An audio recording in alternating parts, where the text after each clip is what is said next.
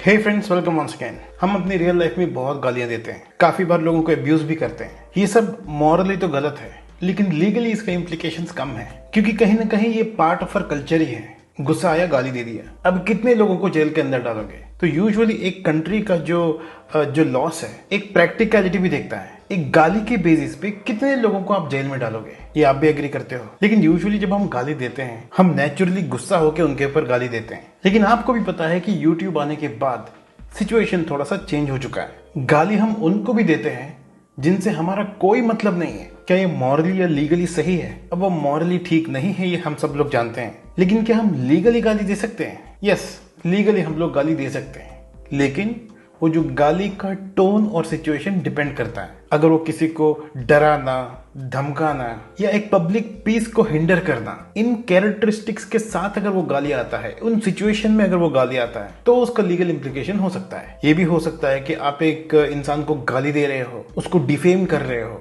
एक गलत इंफॉर्मेशन के साथ, इसका भी लीगल इम्प्लीकेशन हो सकता है। तो मॉरल और लीगल का अंदाजा अभी हमें है, लेकिन ये गाली देने वाले किस टाइप के लोग होते हैं? तो जो आपके स्कूल में या कॉलेज में एक स्टेज परफॉर्मेंस हो रहा है, यूजुअली जो पीछे की बेंच में बैठे हुए रहते हैं, अगर थोड़ा सा भी गलती हुआ या थोड़ा सा बोर हो गए हम लोग उस परफॉर्मेंस से, मजाक उड़ाते हैं, गाली देते हैं। अब ये गाली देने वाले और मजाक उड़ाने वाले कौन हैं?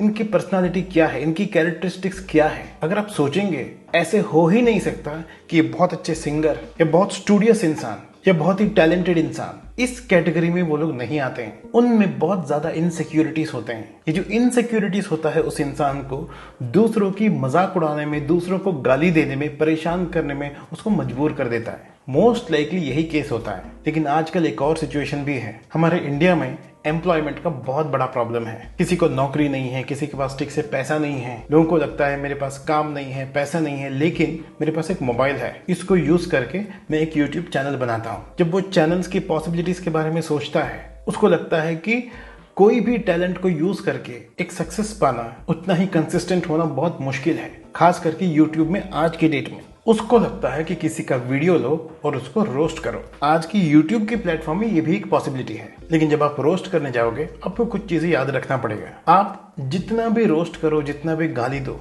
अगर आप फनी नहीं हो तो उसका कोई फायदा नहीं है। अब आपके कॉलेज में जो लास्ट बेंच में बैठ के जो गाली देते रहते हैं, जो मजाक उड़ाते रहते हैं, जो भी स्टेज परफॉर्मेंस होता है, भले ही थोड़ा सा टिपिकल टपोरी टाइप के लोग ही उसको पसंद करते हैं, भले ही कुछ लड़कियां उनसे बात करना भी पसंद ना करें, लेकिन वो लोग जब मजाक उड़ाते हैं, कम से कम हंसी तो आता है, एटलीस्ट उस मोमेंट के लिए। उनका एक्सपेक्टेशन भी वही रहता है। लेकिन आप मजाक उड़ाने की कोशिश करोगे, गाली दोगे और आप बिल्कुल फनी भी नहीं हो, तब प्रॉब्लम है। तो कम से कम आपको फनी तो होना चाहिए। दूसरा, you have to be original. Style को कॉपी करना, गाली को कॉपी करना और जो बीच बीच में जो साउंड्स आता है, वो आजकल मैक्सिमम वीडियोस में टिपिकल साउंड्स ही देखता हूँ। जो भी ओरिजिनल लेके आता है, उसकी ओरिजिनलिटी के साथ वो शायद कुछ हद तक फेमस हो सकता है। नहीं तो आजकल बहुत सारे लोग गाली देना, मजाक उड़ाना, ये सबसे आसान चीज है, ये सोच के रोस्टिंग चैनल्स ओपन कर रहे हैं। मैं एक एग्जांपल देता हूँ गाली यूज करने का, बहुत ब्यूटीफुल तरीका। अगर आपको किसी से इंस्पिरेशन लेना है किस तरीके से गाली यूज करना है, इसके बारे में,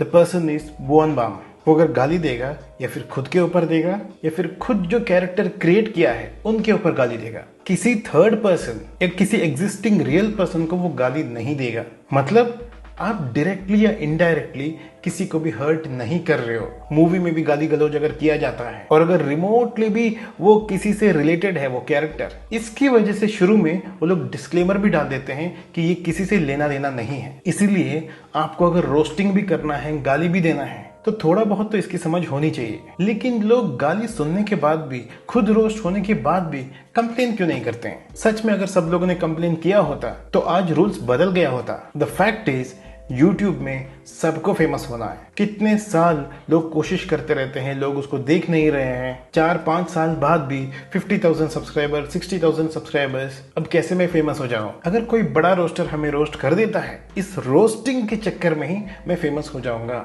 अच्छा हुआ इसने रोस्ट किया, इतने सारे सब्सक्राइबर्स बढ़ गए। ये वाला फैक्टर जो है, इन फेमस इज बीइंग फेमस, इसी चीज की वजह से मैक्सिमम लोग कंप्लेंट नहीं करते हैं। कुछ लोग बिना कंप्लेंट किए वापस रोस्ट करने की कोशिश करते हैं। वो भी एक वायरल ट्रेंड बन जाता है। बेसिकली YouTube में अपने सब्सक्राइबर बेस बढ़ाने के लिए जो चाहिए वो करेंगे। इसकी वजह से ये रोस्ट का चेन कंटिन्यू होता है। दूसरा तरीका ये है कि काफी सारे लोग जो रोस्ट करते हैं वो ईमेल लिख के या फिर मैसेज करके परमिशन लेके उसके बाद रोस्ट करते हैं। मतलब ये एक तरीके से सेफ प्ले है। ये आप भी कर सकते हो। जिसके ऊपर आप रोस्ट करने जा रहे हो, अगर उसको कोई प्रॉब्लम नहीं है, उससे रिटर्न परमिशन आपने ले लिया, तो आप लीगली मॉरली सब कुछ क्लियर हो, आप डेफिनेटली रोस्ट कर सकते हो। लेकिन एक बात ध्यान रखना, ये जो हमारे देश में गाली के ऊपर, रोस्टिंग के ऊपर, मजाक उड़ाने के ऊपर, इसीलिए कोई स्ट्रेट फॉरवर्ड लीगल क्लॉज नहीं है क्योंकि आज तक वो उतना रिलेवेंट नहीं था। लेकिन मुझे पर्सनली ऐसे लगता है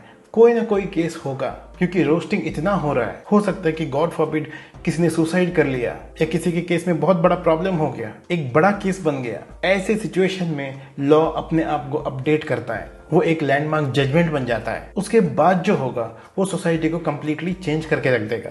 तो अगर आप लोग रोस्टिंग के बारे में सोच रहे हो, रोस्टिंग चैनल खोलने के बारे में सोच रहे हो, कॉन्सिक्वेंसेस के लिए रेडी रहना। आपके कुछ फॉलोअर्स होंगे तो आपके उतने हेटर्स भी होंगे, क्योंकि आप इतना पैसा जो कमा रहे हो, इतना जो फेमस बन चुके हो, वो सिर्फ दूसरों की मजाक उड़ा के और दूसरों को गाली देके। मुझे पता नहीं ये वीडियो कितने लोगों को अच्छा लगा है, लेकिन बाई चांस अगर आपको लगा कि आपको एक पर्सपेक्टिव मिला है, then please let me know by hitting the thumbs up. Please to subscribe to my channel. Thanks again, take care.